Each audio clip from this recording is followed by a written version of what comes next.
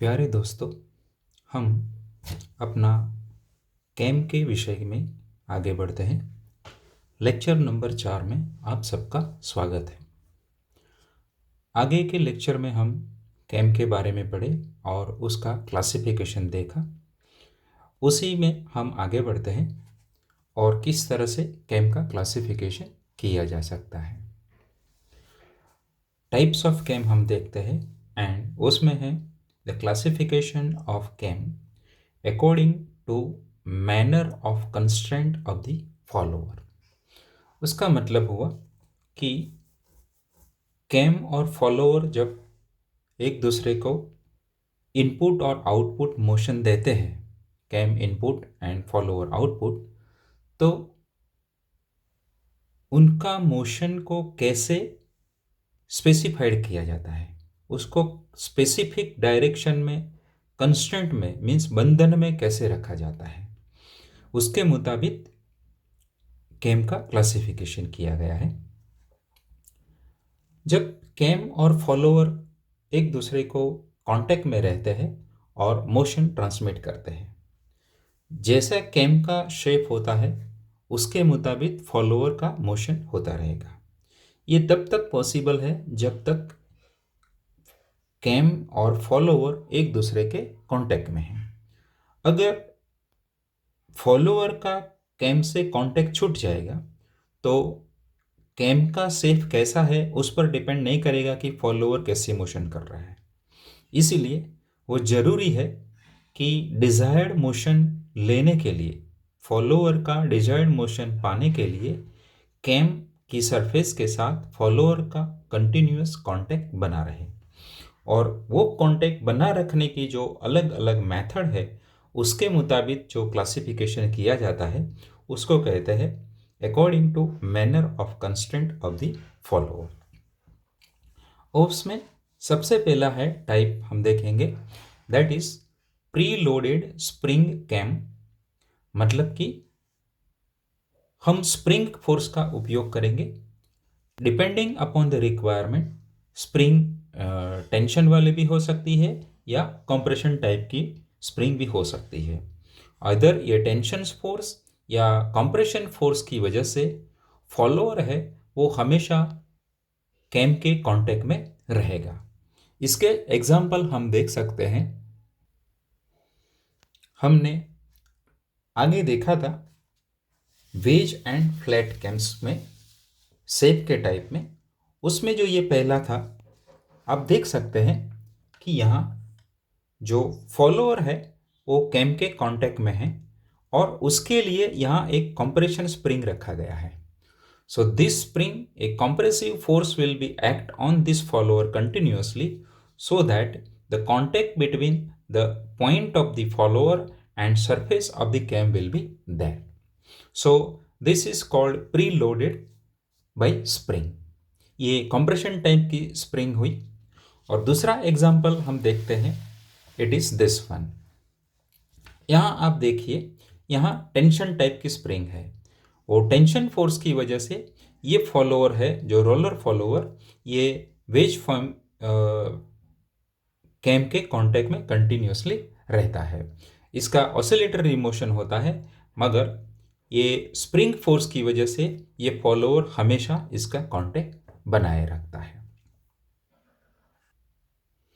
अब दूसरी तरफ से हम उसका क्लासिफिकेशन देखें टाइप्स ऑफ कैम में, तो सेकेंड टाइप है पॉजिटिव ड्राइव कैम।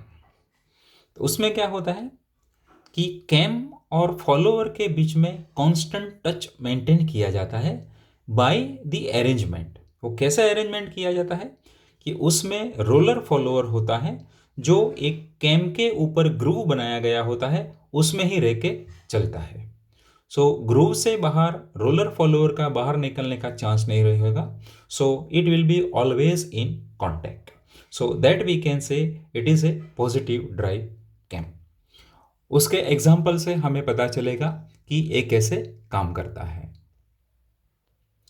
यहाँ आप देख सकते हैं कि ये वेज टाइप का कैम है, लेकिन उसमें वेज की बदला में यहाँ एक स्लॉटेड ग्रूव प्रोवाइड कर दिया है जिसमें ये फॉलोअर का रोलर एडजस्ट हो जाता है and you did not require any spring force.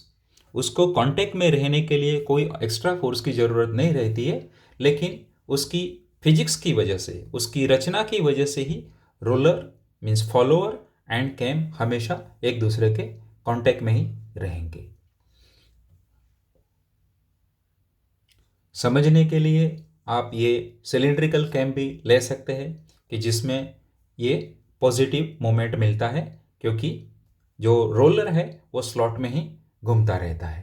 So no additional spring force is required to maintain the contact between the follower and the cam. उसी क्लासिफिकेशन में थर्ड टाइप हम कह सकते हैं कि according to manner of constraint of the follower and that constraint is provided by the gravity cam. यहाँ कोई additional force mean spring force नहीं दिया जाता या कोई ग्रूव नहीं बनाया जाता, लेकिन कभी कभार क्या होता है कि कैम की स्पीड बहुत कम होती है और फॉलोअर का सफिशिएंट वेट होता है, तो ग्रेविटेशनल फोर्स की वजह से ही फॉलोअर कंटिन्यूसली कैम के कांटेक्ट में रहता है। तो इस तरह का जो कैम है उसको ग्रेविटी कैम कहा जाता है। उसका एग्जाम्पल भी हम देख सकते हैं। यहाँ आप देखिए कि यहाँ कोई स्प्रिंग फोर्स नहीं है। There is a contact between the follower and cam and because of dead weight of the follower, follower की खुद की वजन की वजह से उसके ऊपर जो ग्रेविटेशनल फोर्स लगेगा उसकी वजह से ही ये हमेशा कांटेक्ट में रहेगा। लेकिन इसके लिए ज़रूरी बात यह होती है कि कैम का स्पीड रिजनेबली बहुत कम होना चाहिए और फॉलोअर का वेट सफिशिएंट होना चाहिए कि जिसकी वजह से उसका कंटिन्यूस कांटेक्ट बना रहे। अगर बहुत ज़्यादा स्पीड है तो because of inertia there are chances of loss of contact between the follower and cam. तो इस तरफ का कंस्टेंट यूज़ करने के लिए हमें याद रखना चाहिए कि जब कैम की स्पीड मॉडरेट या बहुत कम है और फॉलोअर का वेट सफिशिएंट है, तभी हम एक ग्रेविटेशनल कंस्टेंट का यूज़ कर सकते हैं। तो दोस्तों ये हुआ type of cams according to manner of constant of the follower. So we have started with the type of camps and we have classified them in different ways. So this was the final way of the classification of the camps. तो यहाँ पर camp के type की बात ख़त्म होती है। अगले लेक्चर में हम मिलेंगे, उसमें हम टाइप्स ऑफ फॉलोअर की बात करेंगे। आई होप ये लेक्चर आपको अच्छा लगा होगा और समझ में भी आता होगा। अगर कुछ प्रॉब्लम है, दिक्कत है, तो आप बेझिझक मुझे पूछ सकते हैं, कमेंट में लिख सकते हैं, या आपको ये अच्छा लगता है तो आप दूसरे को भी कह सकते हैं, शेयर कर सकते हैं।